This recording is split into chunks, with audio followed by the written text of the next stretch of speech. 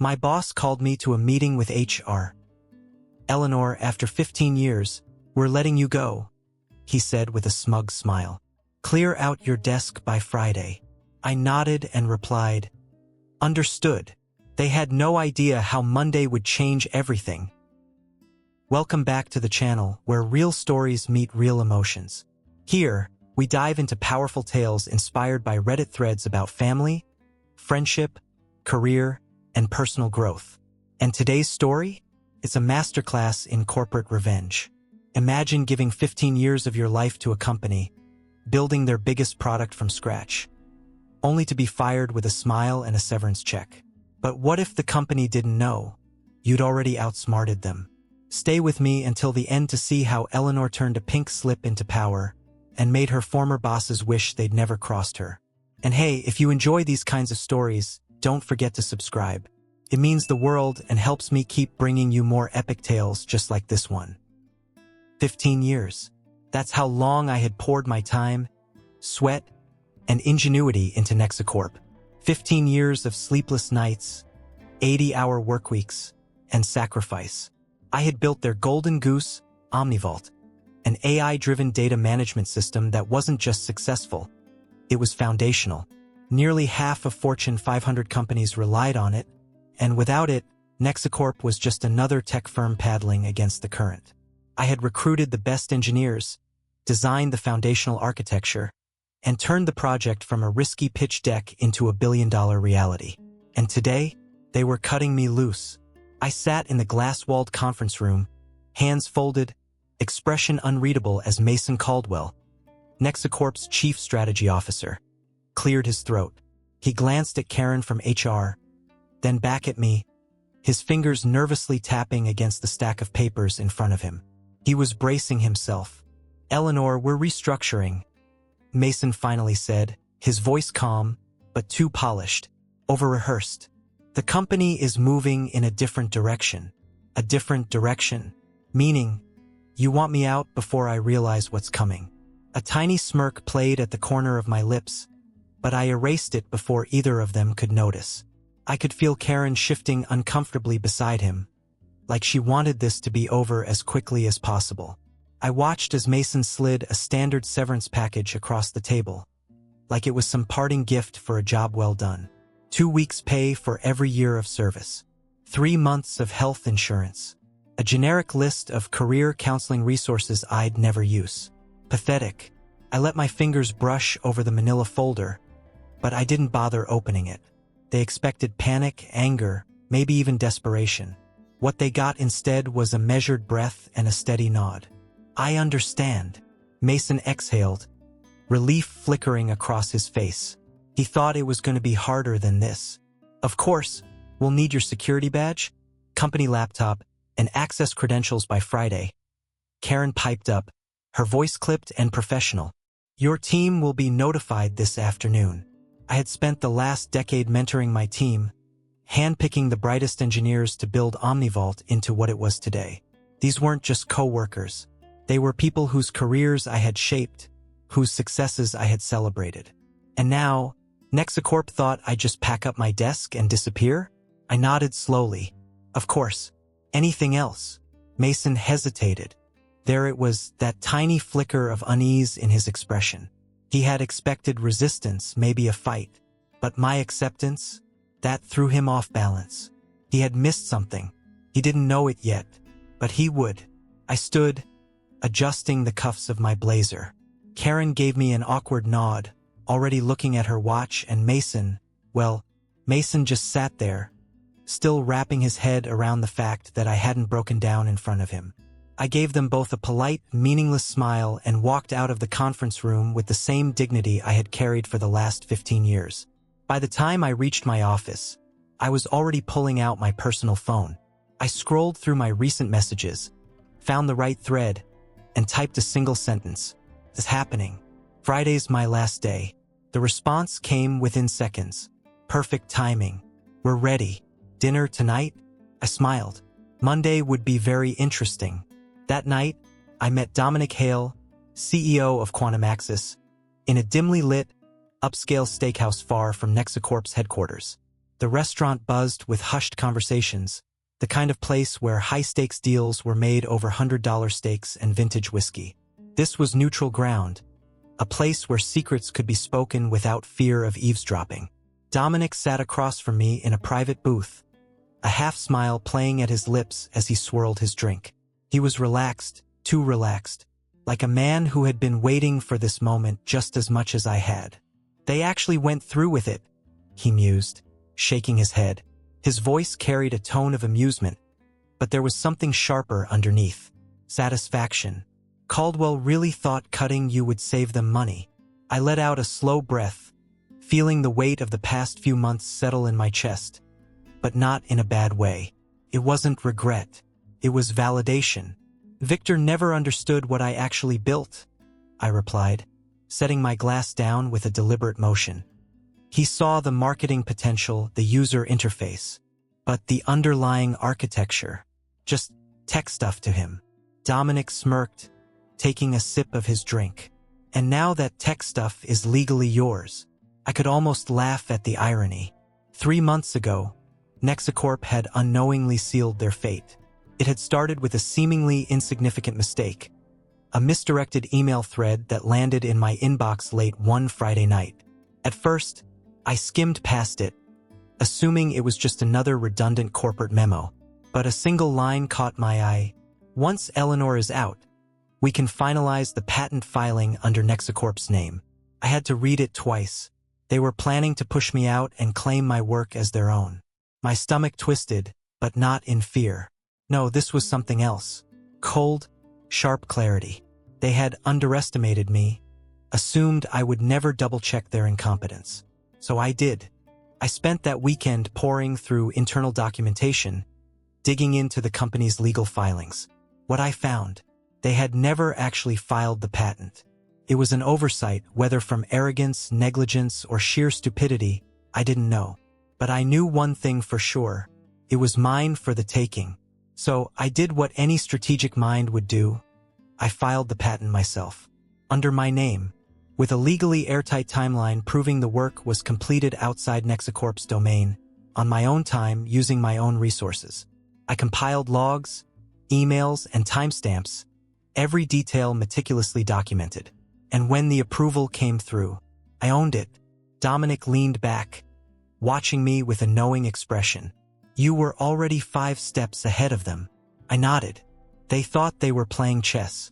They didn't realize I was playing an entirely different game. He reached into his briefcase and pulled out a folder, sliding it across the table. The weight of it was satisfying. Finalized paperwork. My future, wrapped up in crisp, professional print. "As soon as you sign," Dominic said smoothly, "Quantum Axis holds the exclusive rights to license your patent." I flipped through the pages, even though I had already memorized the key terms. A 7-figure signing bonus. Substantial equity in Quantum Axis. Ongoing royalties. NexaCorp thought they had backed me into a corner. Instead, they had handed me the golden key to their entire empire. I picked up the pen and signed the final page, my signature bold and unwavering. There was no hesitation, no second thoughts. This was the moment I had been waiting for. Dominic smirked, but there was something else in his eyes. Admiration. "You know," he said, taking another sip of his whiskey, "Victor's going to lose his mind when he realizes what's happened." "Oh, I'm counting on it." I leaned back, feeling a rare sense of satisfaction settle in my chest. NexaCorp had assumed I would walk away quietly, that I'd accept their severance check and disappear. Instead, they had just walked into their own trap. Dominic lifted his glass. "To new beginnings." I met his gaze, raising my own. "To knowing your own worth." Our glasses clinked, and for the first time in a long time, I felt completely and utterly in control. By Monday morning, NexaCorp was in chaos.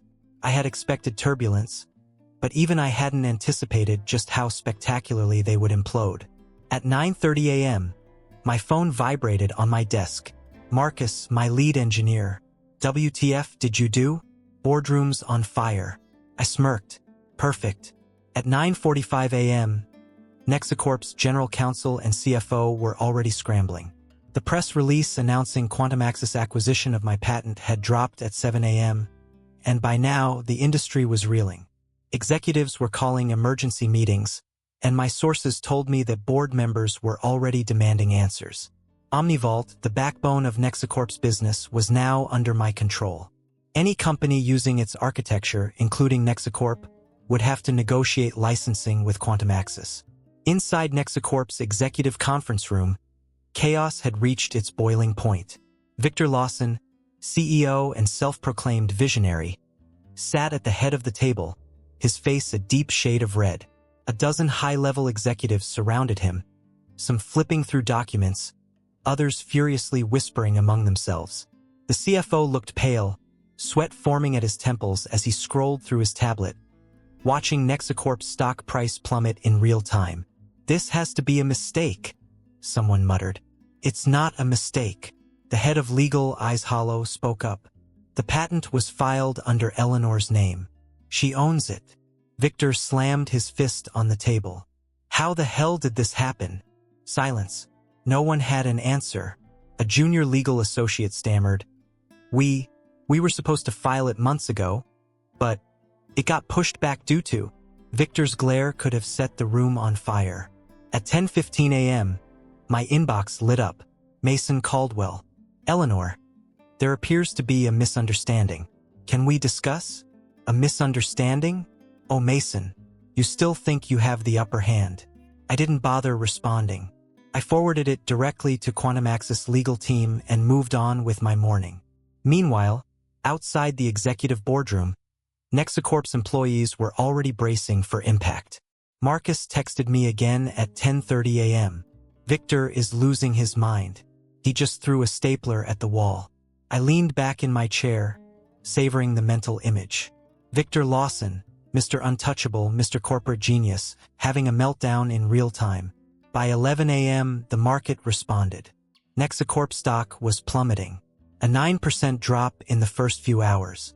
12% by 11:45 a.m. Meanwhile, QuantumAxis was surging, up 14% and climbing. Investors weren't blind. They knew where the power had shifted. By 11:30 a.m., the NexaCorp office had become a war zone. Marcus was practically live texting me updates like a sports commentator. Legal team is in full panic mode. CFO keeps checking his phone. Someone just stormed out of Victor's office. I think it was the head of R&D. HR is acting like it's a normal Monday. It's not. It's a funeral. By noon, NexaCorp's employees started jumping ship. LinkedIn was a battlefield. I scrolled through my feed, watching as employee after employee quietly updated their job titles to open to work. Marcus. I swear, half the engineers are on job sites right now. People are drafting their 2 weeks notices like it's a national holiday. Knock knock. Now you're about to watch the best part of the story. But before that, make sure to subscribe to my channel so we can keep going together. By 12:30 p.m., the press had gotten hold of the story. Tech journalists were tearing NexaCorp apart. The headlines were brutal. NexaCorp's patent catastrophe. How one mistake could cost them everything. The algorithm war. QuantumAxis delivers a fatal blow to NexaCorp. Investors started calling for Victor's resignation. NexaCorp's board of directors wasn't answering his calls. By 12:45 p.m., the company's biggest clients had begun reaching out to QuantumAxis, not NexaCorp, for reassurances about their software contracts. If NexaCorp lost OmniVault's licensing, they wouldn't just be scrambling for solutions. They'd be facing lawsuits. Meanwhile, my phone buzzed with messages from former NexaCorp colleagues. "Eleanor, any room at QuantumAxis?" Asking for, well, everyone. I laughed. The irony was delicious. Then, at noon, my phone buzzed again. This time, it wasn't Marcus. It was Victor himself. The subject line was simple. "Eleanor, we need to talk." "Oh, Victor. No, you need to grovel." By Wednesday, NexaCorp was in full damage control mode. Every department was scrambling, trying to put out a fire they had started themselves. Victor was still CEO for now, but his grip on the company was slipping, and he knew it. The board had called 3 emergency meetings in 48 hours, each one more disastrous than the last. Investors were demanding explanations, clients were considering legal action, and the PR team was working overtime trying to spin the situation. But there was no spin that could fix this. Omnivault was crippled, and they had no legal right to use it. Marcus texted me at 10 a.m. Victor looks like a corpse. I think he's sleeping in his office. By noon, NexaCorp stock had plummeted another 15%, bringing their total loss to nearly 30% in just 3 days. Investors were pulling out fast, realizing there was no easy way out of this mess. At 2 p.m., NexaCorp announced a last-ditch effort to save face. They were bringing in a crisis management consultant. The press release was vague, promising a strategic restructuring and a commitment to innovation. I nearly choked on my coffee when I read it. Innovation. They had just fired the person responsible for their most innovative product. Then, at 3:30 p.m., I got another text from Marcus. They're talking about rebuilding the algorithm from scratch. I laughed out loud. It had taken me years to perfect Omnivault's core architecture, and now they thought they could throw together a replacement in a few months? Good luck with that. Meanwhile, their biggest clients weren't buying the PR nonsense. By Thursday morning, NexaCorp's 2 largest enterprise customers, worth a combined $250 million in annual revenue, publicly announced they were moving to Quantum Axis. The moment that news broke, NexaCorp's fate was sealed. By Friday morning, NexaCorp's board had finally had enough. At 8 a.m., they held a closed-door session without Victor. By 10:30 a.m., the news broke. Victor Lawson was officially out as CEO. Mason was gone too, along with their entire legal team. Their failure to secure the patent had cost the company billions, and now they were the ones being escorted out of the building.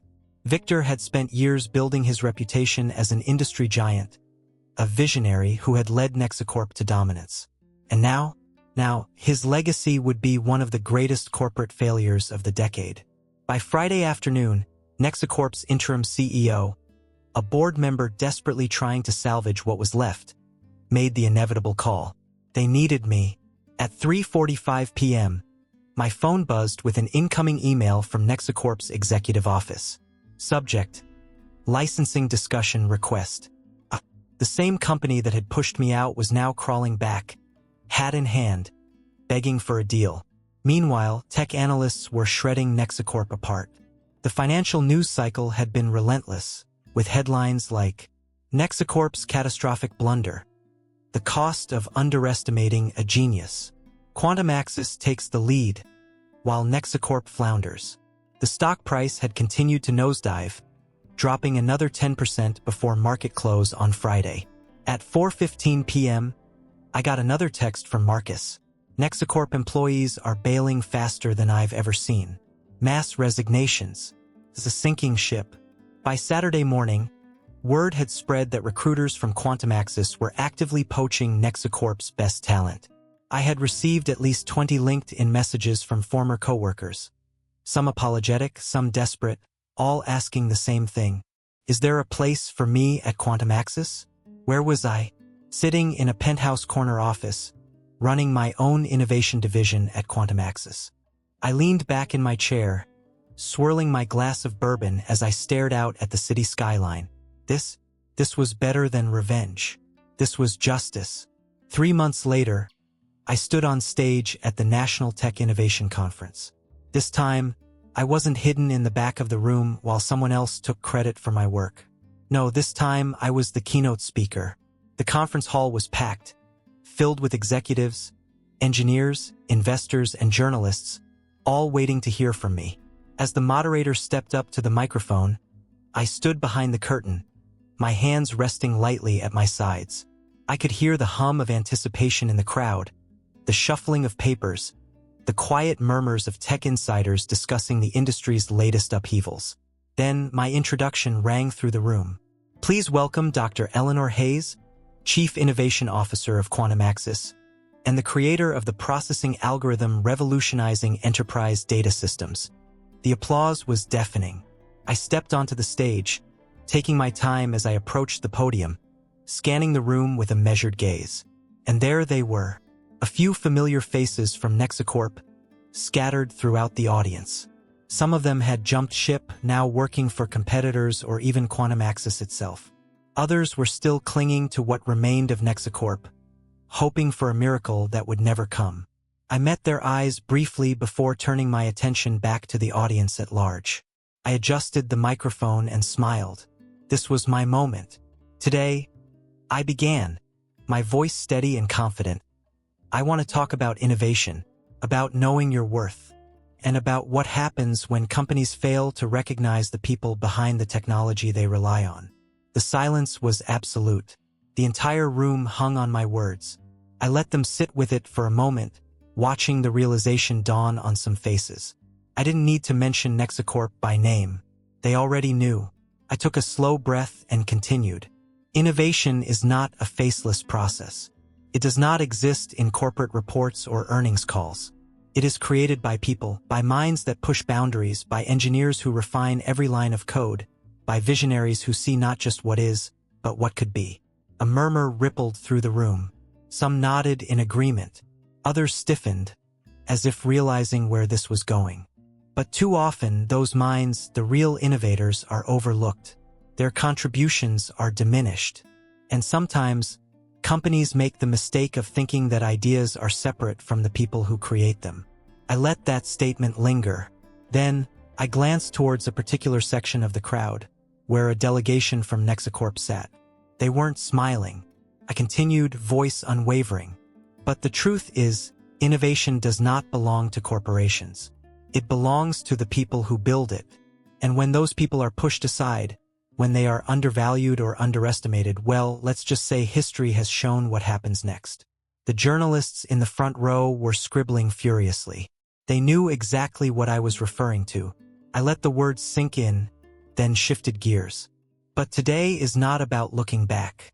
It's about looking forward. And that is why I am thrilled to announce Quantum Access' latest breakthrough.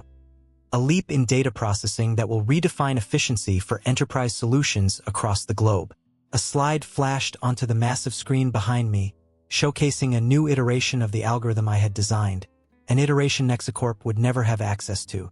The applause that followed wasn't just polite, it was thunderous.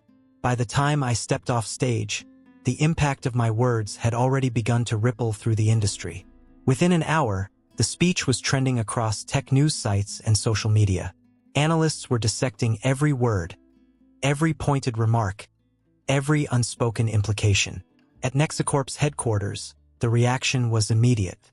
Marcus texted me, "Victor's replacement looks like he's aged 10 years overnight. The board is in full panic mode." I smirked. NexaCorp stock had already dipped another 5% by market close, while Quantum Access continued to rise. But that wasn't the real victory. The real victory was the emails flooding my inbox, the messages from engineers, developers, and executives from across the industry. "Your speech changed how I see my worth. I just quit my job at a company that didn't value me. Thank you. If you're hiring, I want in." I closed my laptop, exhaling slowly. This was bigger than NexaCorp, bigger than me. This was about shifting the balance of power in the industry. That evening, as I sat in my corner office overlooking the city, my phone buzzed with an unexpected message. From NexaCorp's new CEO. "Dr. Hayes, we would like to discuss the possibility of a collaboration. Perhaps we can arrange a meeting?" I stared at the screen for a moment. Then, without hesitation, I deleted the email. They had their chance. Now, they had to live with the consequences. So, what do you think? Have you ever faced something similar? Or wished you'd had the courage to fight back like Eleanor? I'd love to hear your thoughts, your takeaways, or even your own story in the comments below. If this story stirred something in you, if it made you cheer, reflect, or just smile a little, go ahead and hit that like button, and don't forget to subscribe. That way, you won't miss the next powerful journey coming your way. Thanks for sticking around till the end. Your time means the world. See you in the next one.